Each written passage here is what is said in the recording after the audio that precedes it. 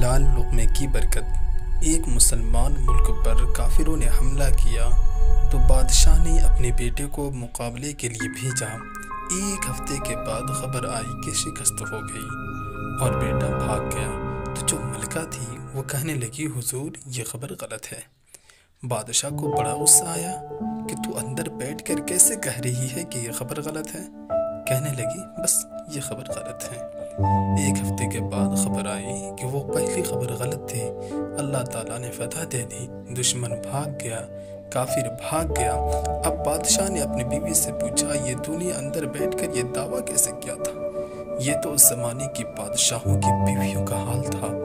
وہ کہنے لگی جب سے اس کا حمل ٹھہرا میں نے ایک لقمہ حرام تو بڑی بات جس میں شک تھا وہ بھی نہیں کھایا، شک والا لقمہ نہیں کھایا، اور 2 سال اس کو دودھ پلایا، جتنی دفعہ دودھ پلایا، پہلے وضو کیا، 2 نفل پڑھے، پھر اسے دودھ پلایا۔ جو بچہ اتنا پاک دودھ پی کر پلے بڑھے وہ بھی کبھی موت کے ڈر سے بھاگ سکتا ہے؟ اگر آپ یہ کہتے ہیں کہ شکست ہو گئی اور بیٹا شہید ہو گیا تو پھر میں مان جاتی، میں کیسے مان جاؤں کہ ایسے پاک دودھ پی کر کوئی بچہ کافر کے سامنے موت کے ڈر سے بھاگ جائے؟ یہ نہیں ہو سکتا۔